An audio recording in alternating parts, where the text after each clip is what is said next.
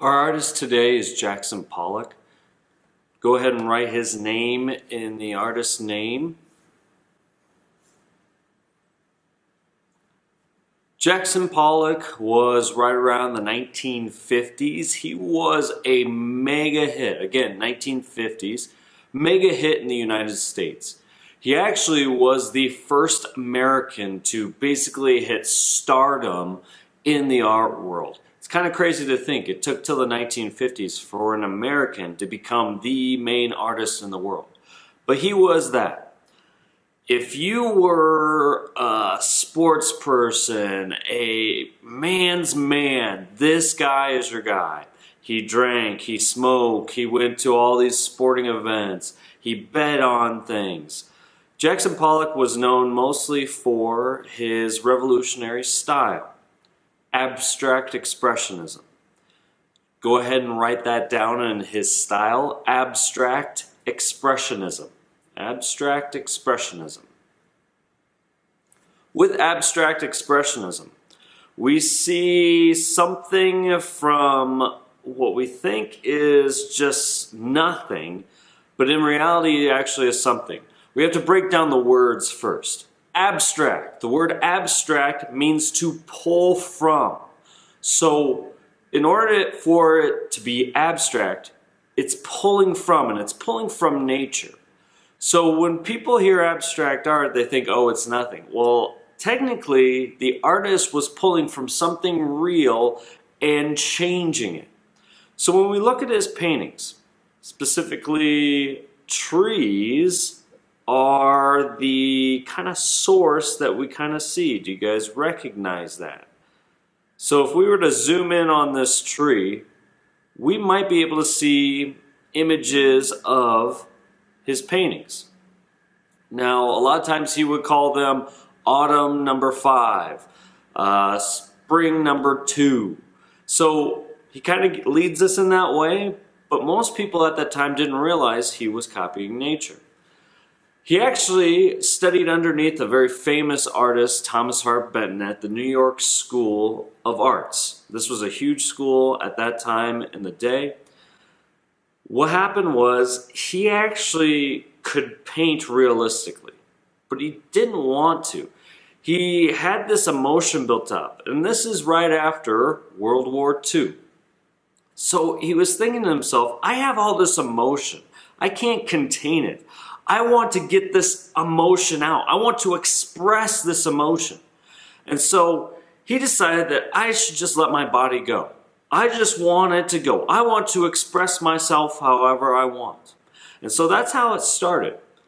Now, he actually was thinking to himself about all these old master artists, all these old master pieces that he had in his brain. And in reality, he too was kind of copying real loosely these old compositions of old masterpieces. And so there is a technique to this. He would actually lay this down on the ground, and he's the first person ever to paint a painting on the ground. He would actually walk all the way around the painting, just dripping the paint wherever he could. He used any type of paint. He used household paints. He used just anything he could get his hands on. He would actually throw stuff in there. That's great, but think about that now. If you had house paint on a painting, let's think about houses that were painted in the 1950s and haven't actually been repainted. They're starting to fall apart, right? Well, his paintings are actually starting to fall apart. If you go to some of these museums, his paintings have a little rope in front that you're not supposed to get close up to because you'll see on the ground the paint chipping away. If you ever get to see one of these in person, the cool thing is if you get up close, you can see where he just threw random stuff in. There's some where it's just cigarettes halfway spattered through it, 4 or 5 cigarettes through it. So he kind of just used anything and everything. Notice there's depth to this.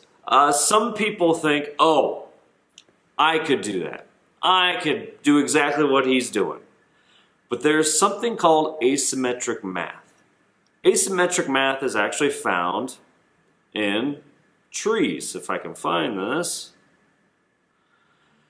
Scientists at that time found out that if you create this equation, asymmetric math, you could figure out which way tree branches jutted.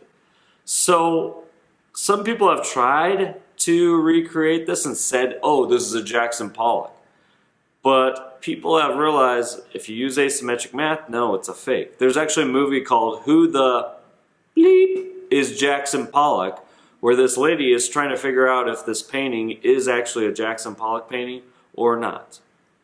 So, what I'd like you to write down, by the way, these paintings are huge. They're massive. You can tell by this photo right here.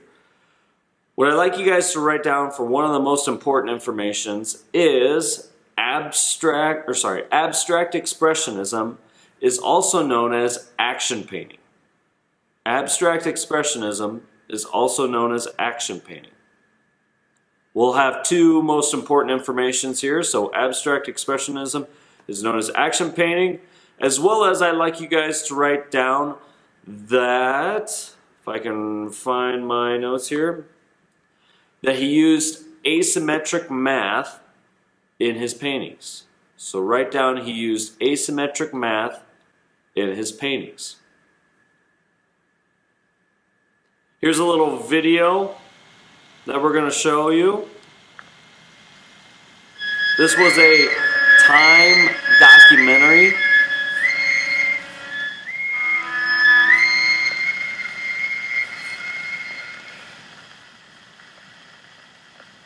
My home is in Springs, East Hampton, Long Island.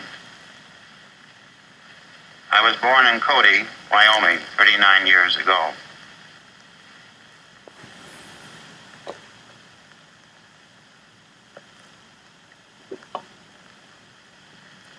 In New York, I spent 2 years at the Art Students League with Tom Benton. He was a strong personality to react against. This was in 1929.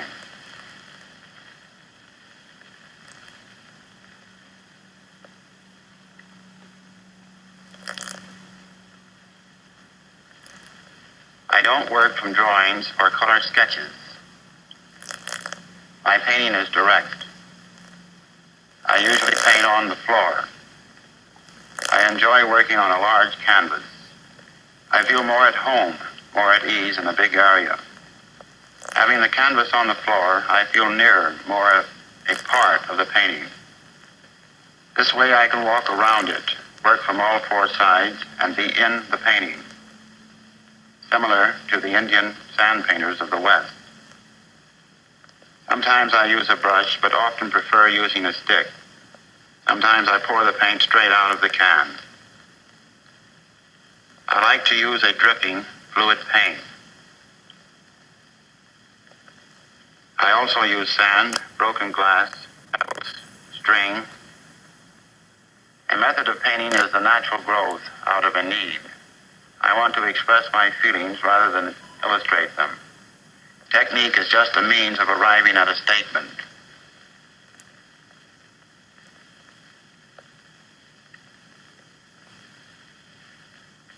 When I am painting, I have a general notion as to what I am about.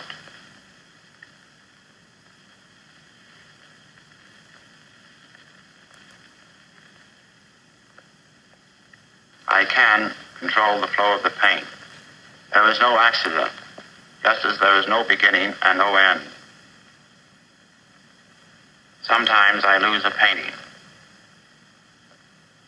but I have no fear of changes, of destroying the image. Because a painting has a life of its own, I try to let it live. Here is the art piece that I'm going to show you for an opportunity. How we like to remember it is, has anyone ever heard of Jack the Ripper? If you have, he was a famous, I hate to say this, but serial killer in England way back in the 1900s, early or late 1800s. How I like to remember it is, instead of Jack the Ripper, it's Jack the Dripper. Jack the Dripper. So when you see this, think to yourself, Jack the Dripper.